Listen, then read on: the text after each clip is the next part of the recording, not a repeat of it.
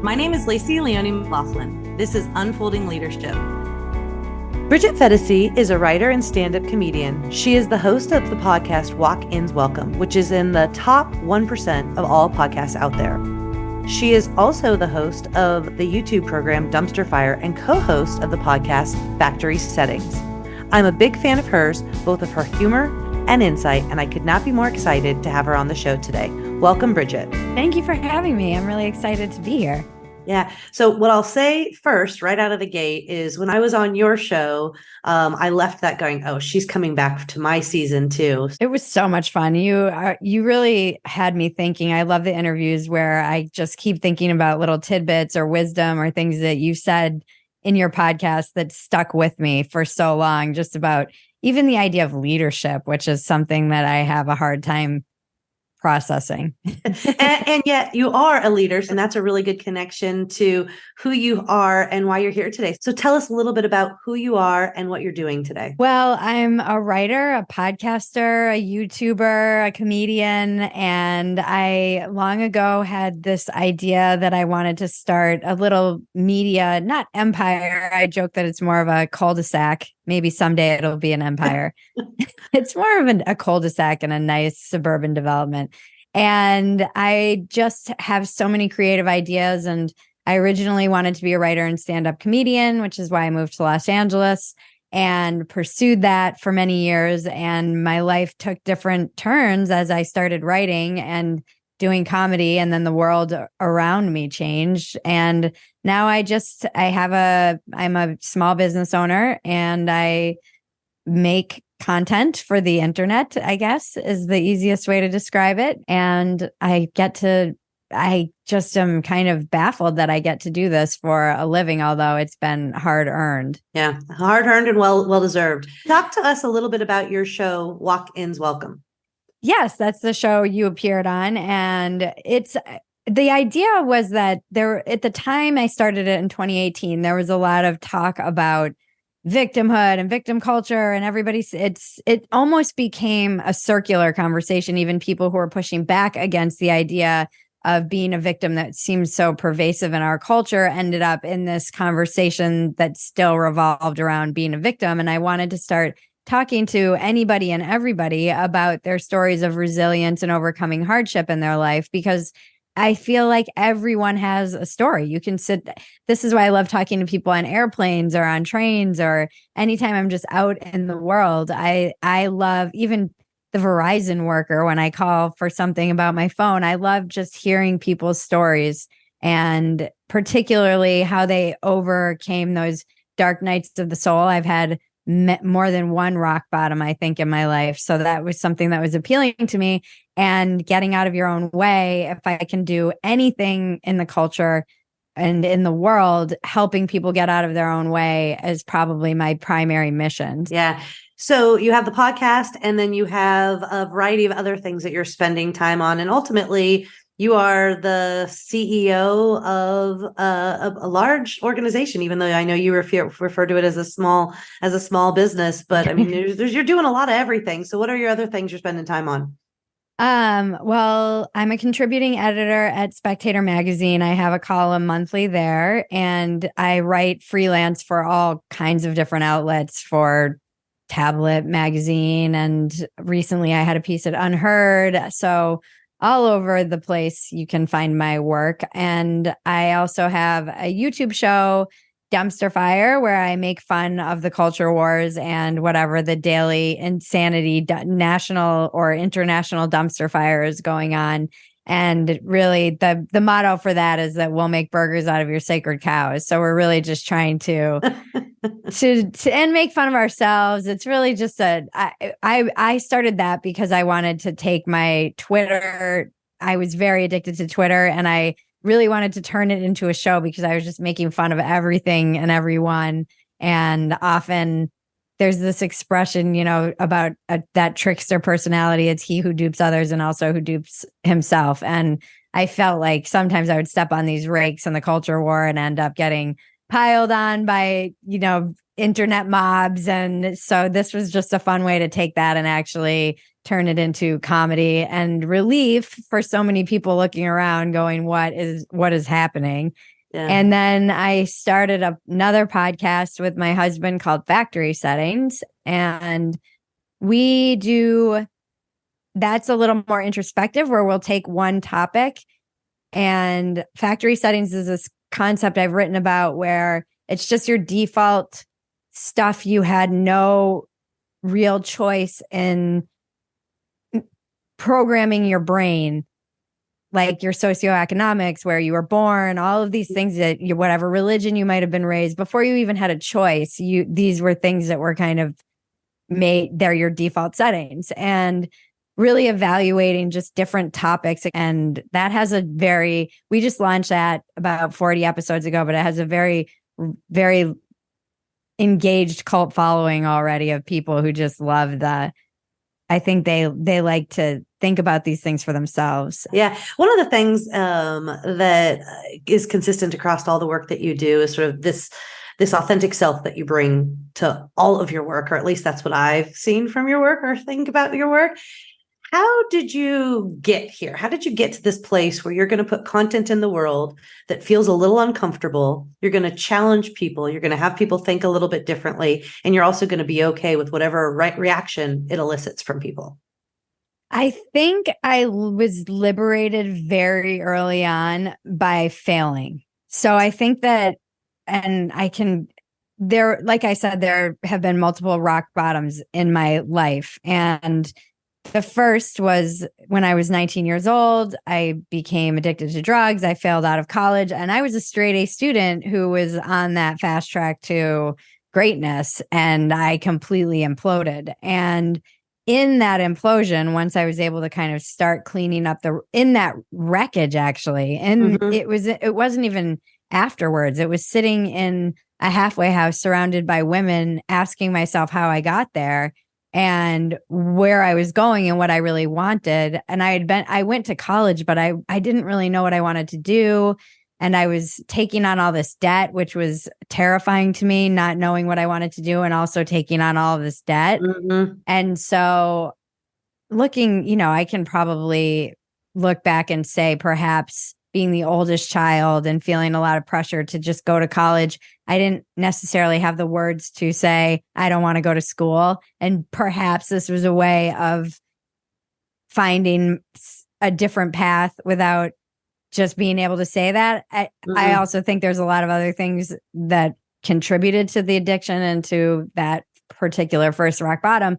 But maybe that's just a nice story I want to tell myself. But I liberated myself from that pressure of having to be on this path that everyone else was on and that I thought I had to be on, which gave me the freedom to really ask myself, what do I want to do? How am I going to make it? Now, I also came from a family where if you didn't go to college, you were kind of on your own. So I chose that, and I knew I wanted to be a writer. So I started writing, doing odd jobs, and that led me to so many other different things that I learned and got to do. I started working with autistic kids. I started teaching theater to children. I got certified in yoga, as many of us did, and in the 2000s. And then I had a bankruptcy after I started my company for the first time. I went bankrupt it was the first iteration of Phetasy Inc., which is my company I still have now. But I went bankrupt at age 27 or 28. And I did so many things wrong with the business. I had great ideas, and I was that classic creative who didn't use other people's money. I took out credit card debt, and it was not sustainable. I don't even think I had a business plan, and I went bankrupt. And that was really demoralizing. And it was another big failure that I felt reflected on who I was as a person and also a business person. But I kept my blog and I kept writing. And then I got sober in 2013, which I think gave me a lot of clarity after another few emotional rock bottoms. And I started my company again. And this time I started it with a business plan and paying attention to whether I was in the red or the black and revenue streams and all of those things that I didn't want to have to deal with at all. I take very seriously. And being able to have some structure and also realize that in order to be a successful creative, I also had to be a successful businesswoman was something that really helped me to get to the point that I'm at, where it's a lot to juggle, but I recognize that I can't just let the business aspect slide in order to continue doing what I want to do and love doing. Yeah. So, eating and paying bills and keeping the doors open is probably pretty important. Yes. Turns out. It's very inconvenient, but very important. Turns out. Yes. Turns out. So when I was on your show, we talked about you being the leader a bit. So what is it like to be the leader? So from a creative perspective, clearly I've been leading in a variety of ways, but now you're also driving and leading a business. What's that like for you? It's quite uncomfortable. I'm not comfortable being a leader. And that is something I still wrestle with. It's because I still feel like I have no idea what I'm doing to a certain extent, probably because I'm always learning and I'm constantly trying to evolve and learn from my mistakes. And I've had really successful boom years. And now this year, there's been a bit of a contraction just because of the nature. Well, everyone's not locked up looking at content. So there was that natural process that happened. I also had a baby and moved. So there are factors that are, I am the brand as much as I also am not always comfortable with that. And I'm the engine that drives things. So things naturally are rising if I'm able to really hustle. But if there are times where I myself have to step back, I will see that fiscally. And that's sometimes that's the new hard thing that I'm having to juggle, is not internalizing my sense of self-worth by what my metrics are saying. Because I always joke, like, my ratings are down if I feel like the algorithm is punishing me, or I'm not getting as many views, or I could really get fixated on that and start to feel like, because it is me who's doing it, that this is a representation of who I am and I'm somehow a failure. So I think I've had to the weird thing I'm having to do now is be a leader to myself, like lead me out of that.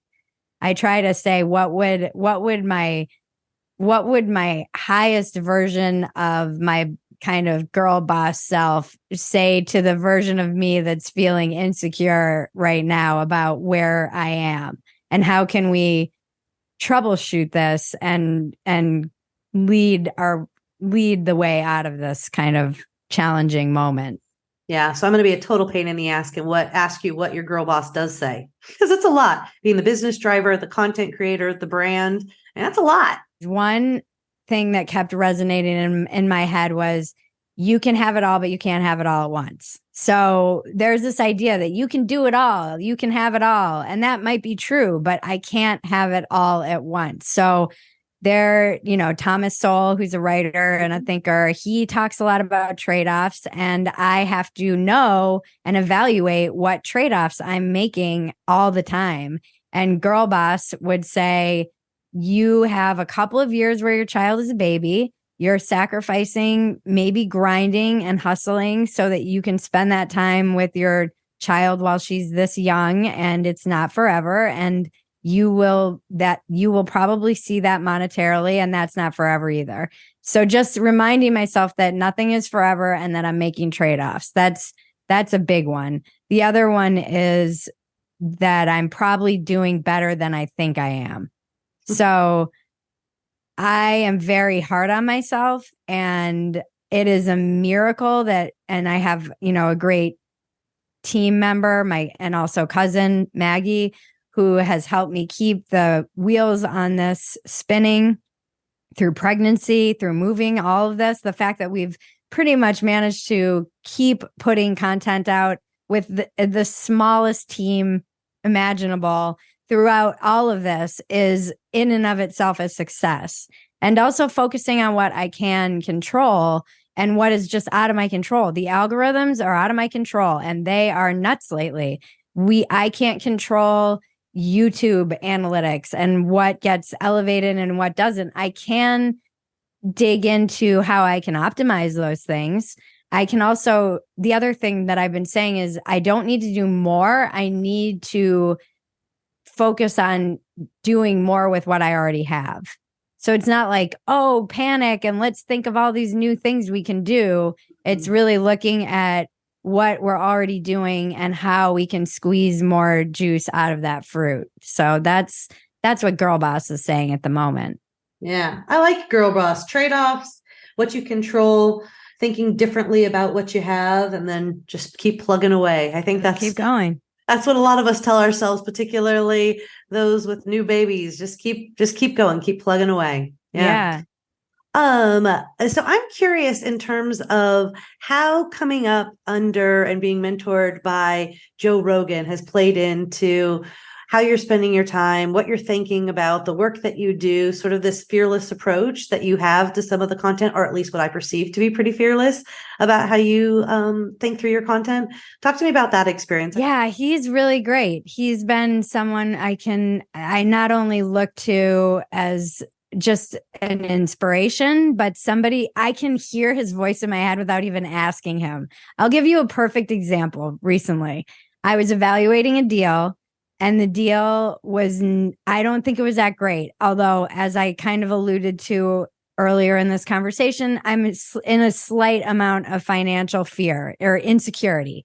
Mm-hmm. And I didn't like that I was evaluating. I don't think it's ever good, balancing stability and mouths to feed, because before it was just me. I could hustle. I could go work somewhere. I could go work on a farm or go hustle some freelance work or whatever. Now it's not, I can't do that. I have a husband and a child and I just can't, it's not the same. And the stress is very different. And I'm grateful I have the insight into that kind of burden of the provider that I think I took for granted growing up.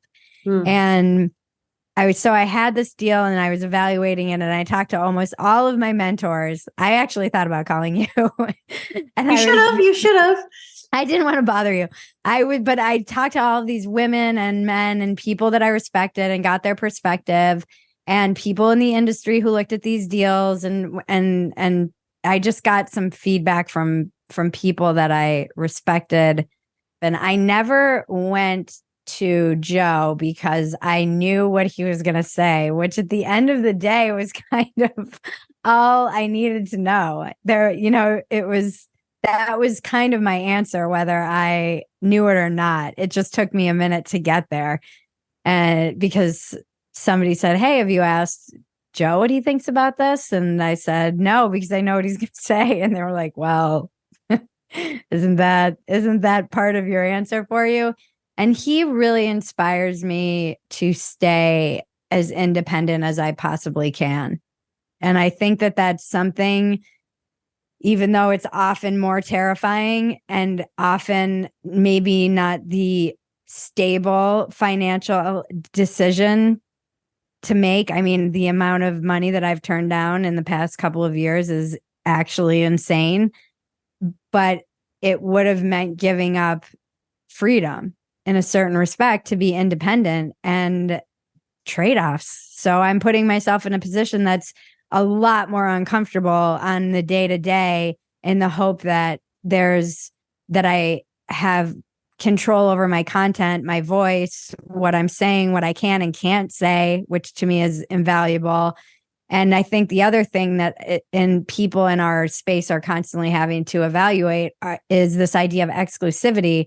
And if you are going to be making a deal to be exclusive to one platform versus another, that deal has to be pretty good, because you are kneecapping yourself. And, at the end of the day, if the platform that is again, which platform is growing faster? What are the trade-offs? Are you going to go behind a paywall and be out of the conversation? Are you going to be kicking yourself in a year when something comes along and you can't say yes to it? I love the trade-offs give you and empower you to make the decisions in business, even the ones that are hard and scary, or at least that's what I interpreted what you just said. That's huge. And feeling confident in yourself as a leader in these decisions to make them even when they're really scary and maybe even the harder choice is big. How do you get to the place where you're like, this is the harder choice, this is the scary choice, but I'm gonna do it, and I'm gonna continue to push this business forward? And I keep referring to you as a business, even though I know it's it's you, it's your brand, it's all of these different things, but from my perspective, it's a business. It is. So how do you get to the place where you're like, this is hard, this is scary, but this is the right thing for the business? If I'm miserable, that will be bad for the business. And that is a good point. And I know that might not seem like a rational business decision. From a monetary perspective, you could probably look and say, you would be X 100,000, whatever the numbers are, dollars richer if you had done all of these things or said yes to these things. But I know it would have been at the cost of my own mental health and sanity. I can't be hating what I'm doing because people are going to know, my audience is going to know that. The other thing that I haven't talked enough about is I have also made decisions that were harder for me, perhaps from a business perspective, but were better for my audience. So there's also that trade-off that I evaluate. There was a moment where I thought about just leaving a platform for a more personal but also business related reason. And I saw how much the community that I had, my subscriber community, was leaning on each other. This was at the beginning of the pandemic. Everybody kind of needed each other. And I said to myself, put your big girl pants on. This isn't about you. Because it would have been a more personal, not vendetta, but just something that was more personal that was affecting the business relationship. And I was like, put your big girl pants on, put that aside. And this is not about you. This is about your audience and these people.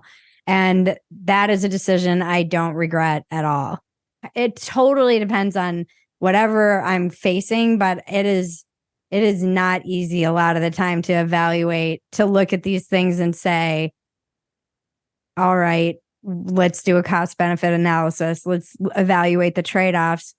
And then you're living in the trade-offs, and it's easy to forget why you made the decision, which is why I now write down when I make a decision, whether it's to take a deal, not take a deal, whatever. I write a long thing, handwritten in a journal, about why I made that decision, so that I can't when I inevitably forget or want to rewrite history, I can go back and look and say, oh, here it is in black and white, where I was and what I was thinking when I made this decision.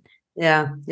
I mean, the continuous learning and growth and development, which I know you probably wouldn't say it's any of those things, but from my perspective, it absolutely is. It's you consistently iterating on who you are, how you show up, and how you run this business that you have, which is great. Does it feel like that to you, or you're just like, I got hit, I'm thinking about it, I'm moving forward? But can you recognize that you're iterating and developing and growing and leading? I mean, maybe not until right now, until when you said that. It feels again, I think it's funny too, the perception people have versus your own perception of yourself. Yeah. People will say, you're killing it. And I'm like, am I? Because I feel like I'm drowning. So there is that, but I pivot from doing an interview to going and putting my daughter down to coming back and writing. And so I think the pivoting, adding motherhood to this is a whole other dimension that in some ways makes things much easier. I can't think about if something's bumming me out in business and I want to feel sorry for myself or sink into the depression, or which I don't really do that often anyways. But the couple weeks ago, I was really struggling and I couldn't even allow myself to sink into it like I wanted to. I couldn't allow myself to even go into the self-pity I would have, perhaps wanted to indulge in the past, because I don't have time. I can't, there isn't that time to just feel like, okay, now I have to go play with my daughter. And immediately she's so in the moment. She's like, it just present in the moment. And if you can allow yourself to just detach from all this other stuff and come, if I can allow myself to do that and come into the moment, I'm like, everything's okay. That's the other thing I have to constantly remind myself of, is everything in this moment is okay. Is it the idealized version of what I would like? No, there's lots of room to grow, but in this moment, everything is okay. Yeah. Yeah. It's funny that you said, people will tell you you're killing it, and you think to yourself like, oh shit, really? Am I? I'm really lucky. I work with some of the most amazing female leaders that the world watches, right? And the world thinks they're killing it. And then I sit down and I have conversations with some of them, and they say the same thing. It's like, keep my head above water. I'm trying to figure it out. And I wonder sometimes, as a mom of 3 and a business owner myself, like, it's kind of what we all do to ourselves. And you wonder sort of the impact of that, right? Like, does it push us to go harder, to take on more, to have a little bit more grit? Or are we getting in our own way because we don't recognize how much we're killing it? It's funny. I have a lot of women who come to me with their own questions about their own deals and whatever. And I love paying it forward. I always say to them, would a man say yes to this? Or would they say this to a man? Let's start there. Sometimes the question is, and if you were a man, how would you think about this? And I'm not saying men don't struggle. This is what I mean about the burden of the provider that I really think I took for granted. Yeah. I understand now why men drop dead of heart attacks when they have businesses and families to provide for. I get it. I'm not trying to turn this into some war of the sexes, but I do think that I've just heard, even from like the generation above me, the boomers, some of the stuff those women dealt with in the working world is absolutely bananas.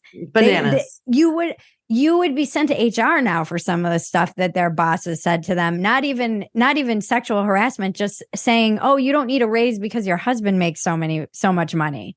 Can you imagine?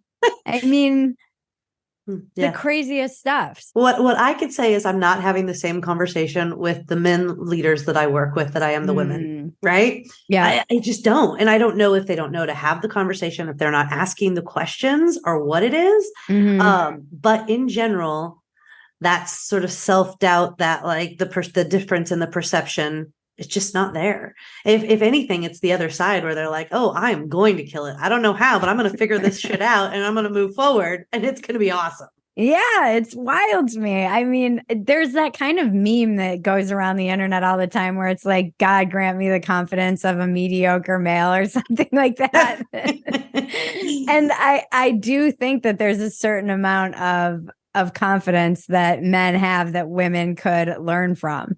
And again, it's something that just being able to see somebody like Joe, who is just so healthy and balanced and confident, it's just being able to observe him and see, and then think to myself, like, what would Joe Rogan do? No, just be able to just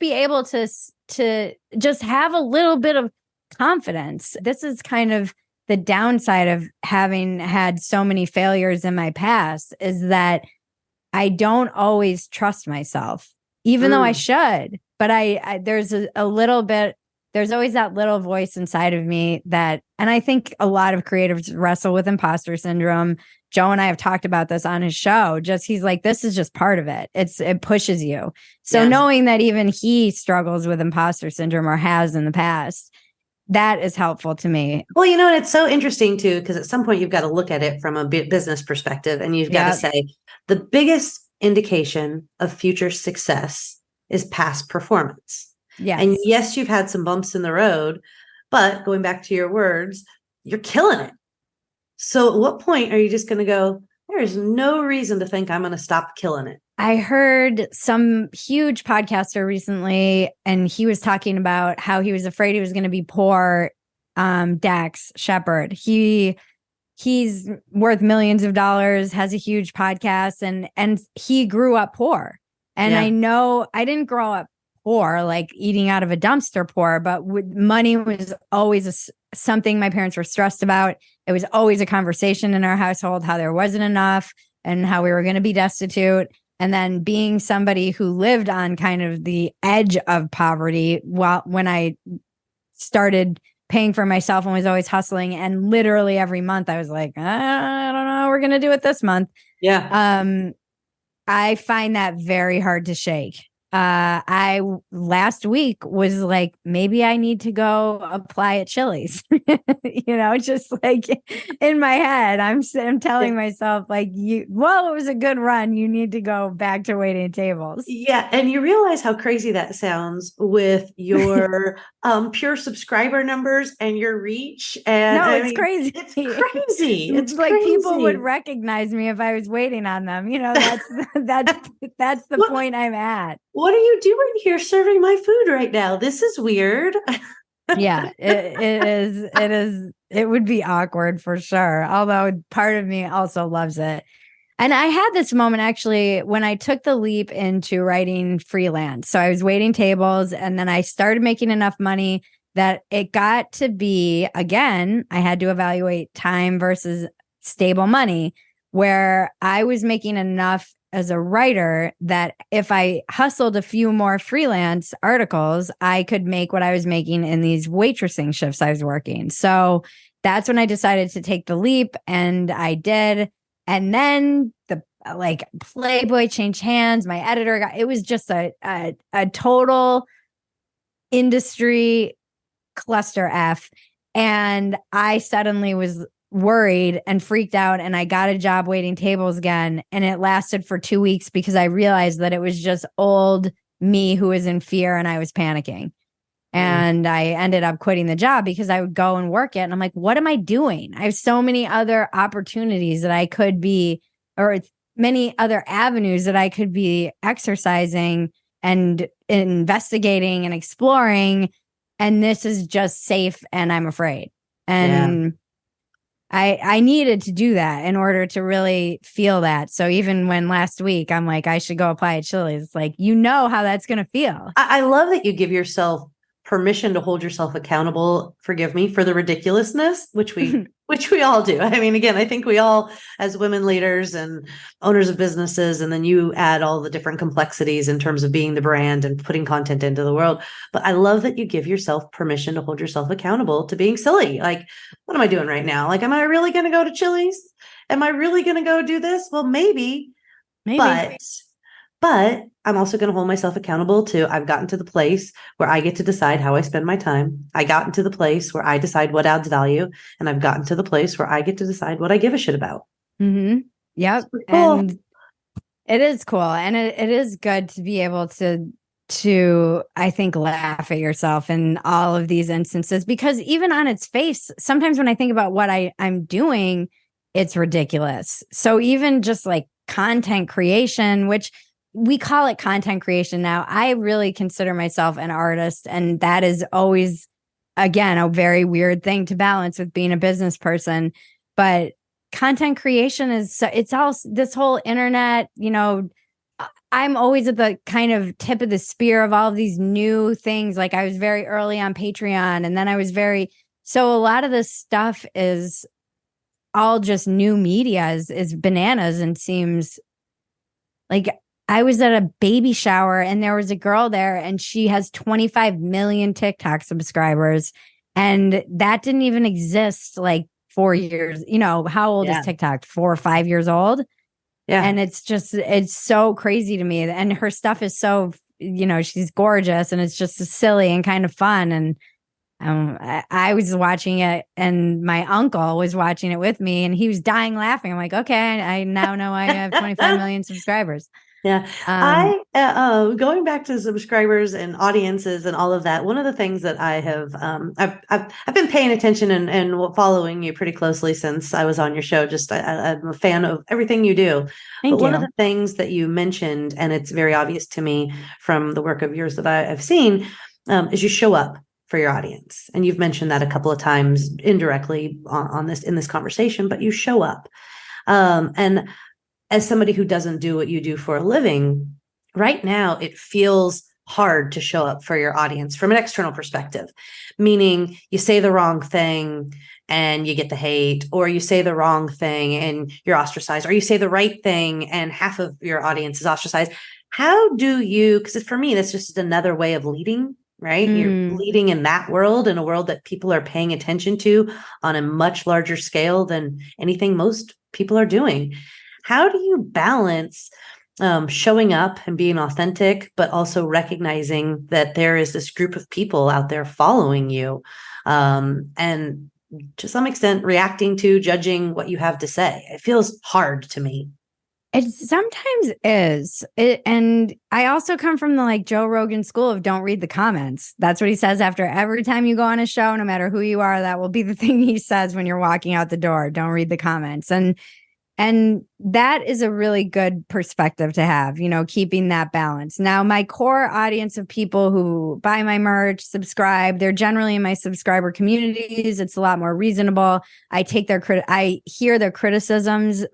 I take them more seriously because they are consumers of all of my content, and they generally have a better idea of what they're talking about than, say, somebody who saw a 2-second clip or something that I tweeted, or a drive-by comment or commentator on something and they don't really know.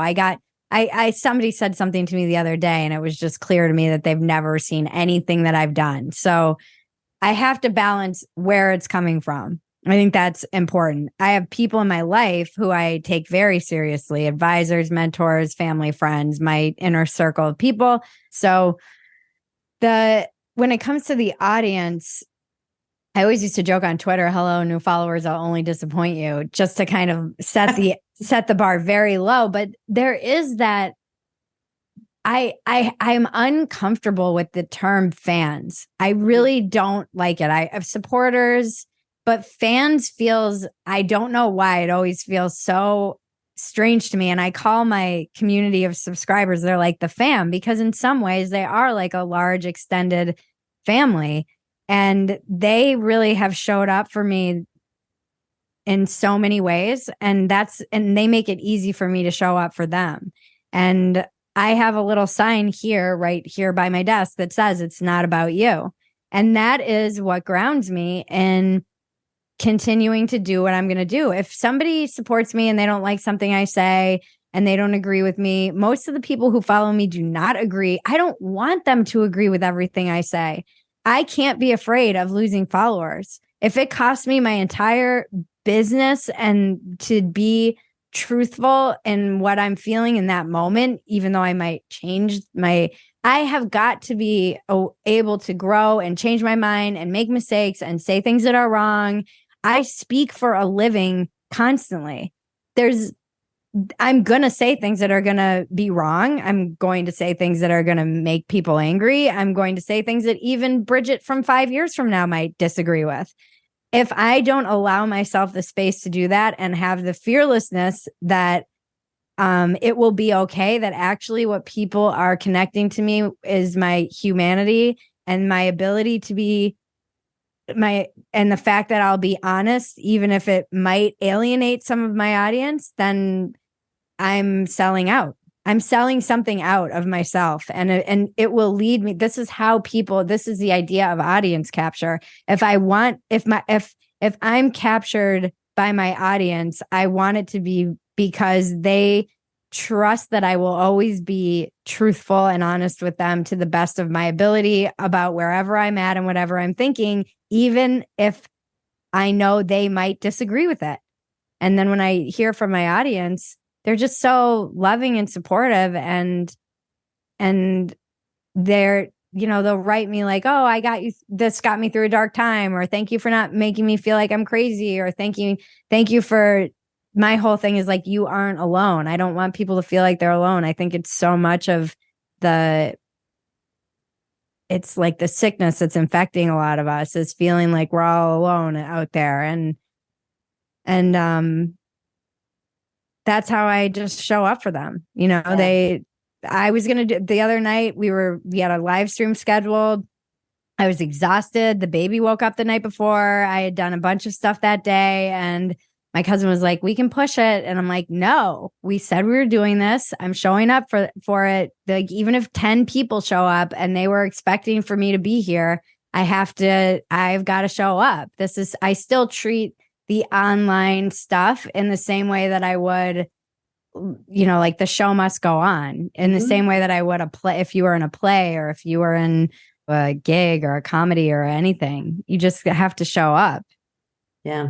And it's so clear, the iteration, the showing up, the removing of ego, all of these different things that you've talked about, which I to some extent, I don't think you recognize how impactful they are. You just do it, which is awesome to see.